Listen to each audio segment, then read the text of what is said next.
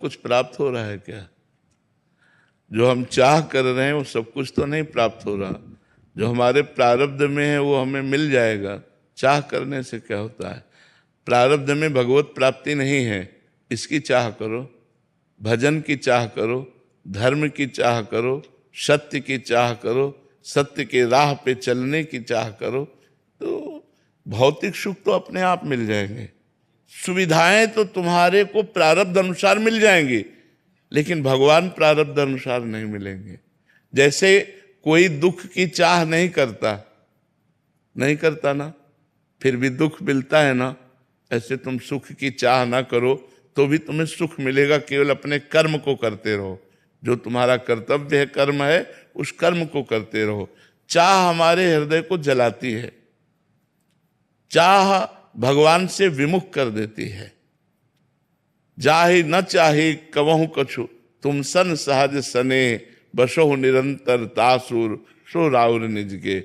मनुष्य जन्म चाह बढ़ाने के लिए नहीं मिला, चाह मिटाने के लिए मिला है।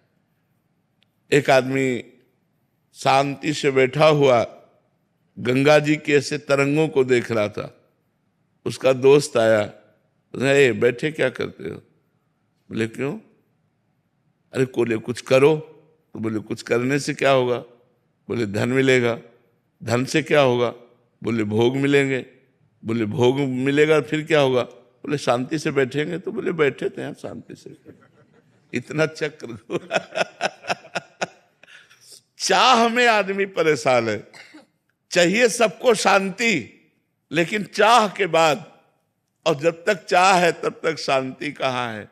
तो चाह हमें लगता है भगवान की करनी चाहिए कि मेरे भगवान हम पर कृपा करें कि मुझसे भजन बन जाए, भगवान का सुमिरन बन जाए, परोपकार बन जाए, दूसरों का हित बन जाए।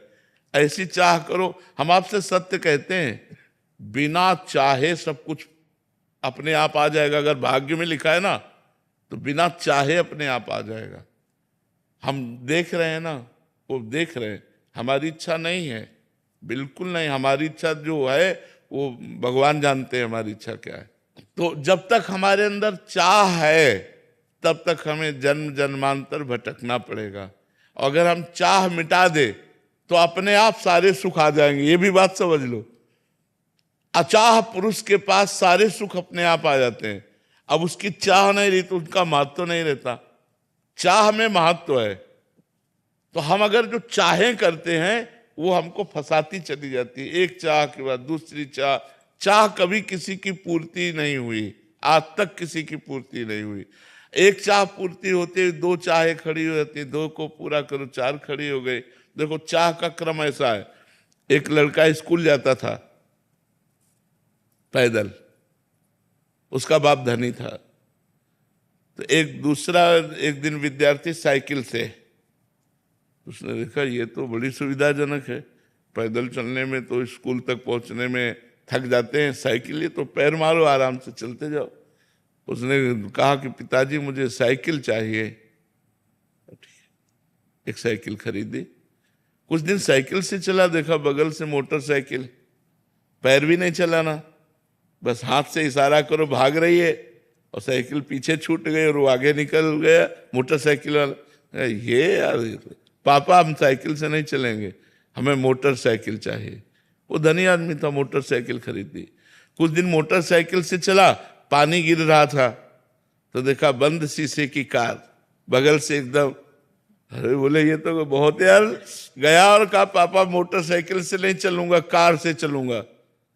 अब कुछ दिन कार से चला तो जाम में कार फंसी गई। ऊपर देखा हेलीकॉप्टर लेकर। उसने कहा पापा हेलीकॉप्टर, थप्पड़ मारा फिर पैदल कर दिया। समझ रहे कि कार भी बेच दी कि तू पैदल चल। बस हमारी हालत यही है। कामनाएं हमारी बढ़ती चली जाती है, 1 से 10, 10 से 20, 20 से 40। तो हमें लगता है अच्छे धर्म की कामनाएं करें, भगवान की कामनाएं करें, मनुष्य जीवन हमारा सार्थक हो, ऐसी कामनाएं करें। और अगर हम धन की कामना करें ही तो भगवान के ऊपर छोड़ दें कि मन आवे तो पूरी करना, न मन आवे तो पूरी मत करना। हम इससे प्रसन्न रहेंगे। जोई जोई प्यारो करे सोई मोहि भावे। धन की कामना करे तो प्रभु से करे, वैसे तो करना नहीं चाहिए, पर करे तो प्रभु से करे और अपना कर्तव्य कर्म करता रहे, और जो सुख दुख आए उसे सह ले, तो इसी जन्म में भगवत प्राप्ति का मार्ग प्रशस्त हो जाएगा।